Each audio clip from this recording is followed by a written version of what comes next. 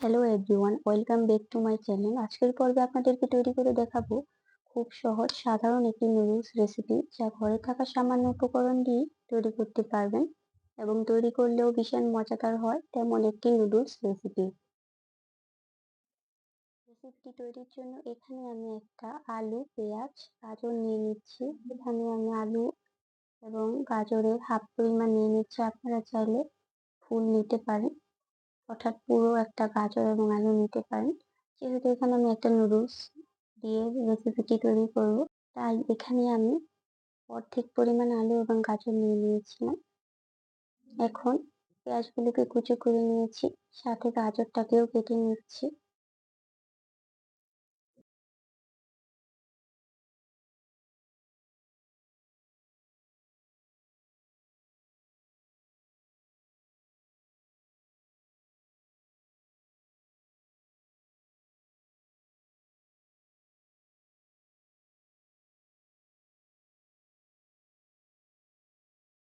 গাজর কুচো করা হয়ে গেলে এবার আলুটাকেও গাজরের আকারে কুচি করে নিচ্ছি।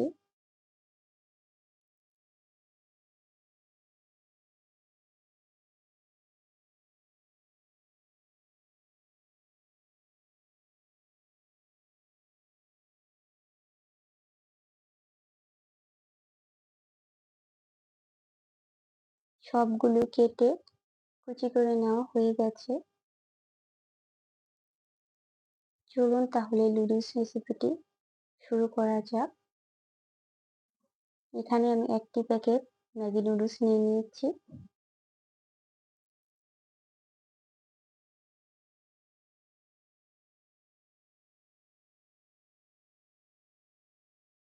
এখন একটি হাঁড়ি বসিয়ে দিয়েছি চুলায় এবং 1.5 কাপ পরিমাণ পানি দিয়ে দিচ্ছি। পানি যখন হালকা গরম হয়ে আসবে, এই পর্যায়ে কেটে রাখা আলুগুলোকে দিয়ে দিচ্ছি। সিদ্ধ করার জন্য 5 মিনিট পর্যন্ত আমরা সিদ্ধ করে নেব।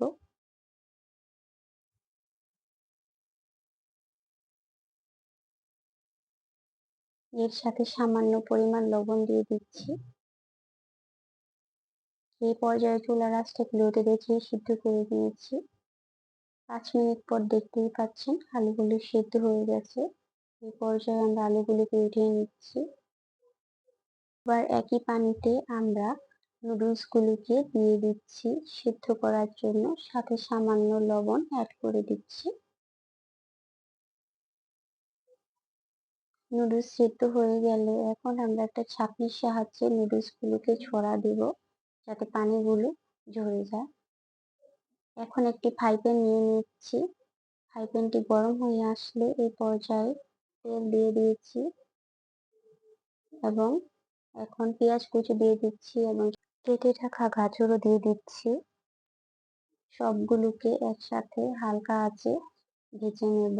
এই পর্যায়ে চুলার আঁচটাকে বাড়ানো যাবে না, মিডিয়ামে রেখে ভেজে নিতে হবে।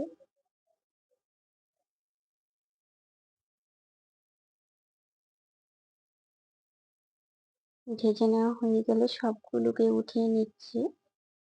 এখন একই তেলে একটি ডিম দিয়ে দিচ্ছি, সাথে সামান্য লবণও দিয়ে দিচ্ছি। এখন এই ডিমটা ভালোভাবে গুঁড়ো করে ভেজে নিচ্ছি। আমার মতো এভাবে আপনারাও ডিমটাকে গুঁড়ো করে ভেজে নেবেন, যাতে পুরোটা নুডলসের সাথে মিশে যায়। সাথে ভেজে রাখা গাজর, আলু, পেঁয়াজ কুচি দিয়ে দিচ্ছি। এখন এগুলোকে একসাথে নেড়ে মিশিয়ে নিচ্ছি।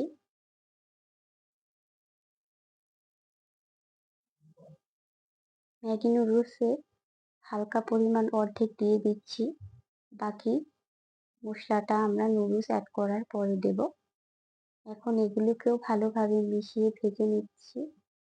এবার ছড়িয়ে রাখা নুডলসটাকে দিয়ে দিচ্ছি প্যানের মধ্যে।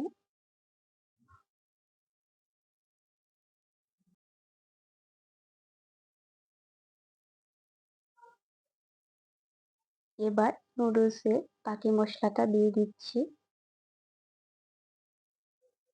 এখন সবগুলো উপকরণ একসাথে মিশিয়ে নিচ্ছি।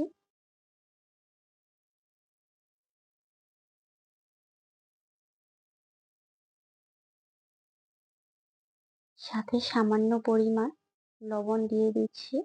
আপনারা পরিমাণ মতো লবণ দিয়ে দিবেন।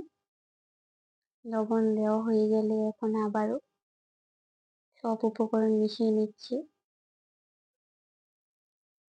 দেখতেই পাচ্ছেন নুডলসের রেসিপিটি কত দারুণ হয়েছে। আপনারাও বাসায় সামান্য উপকরণ দিয়ে এই নুডলস রেসিপিটি তৈরি করে খেতে পারেন।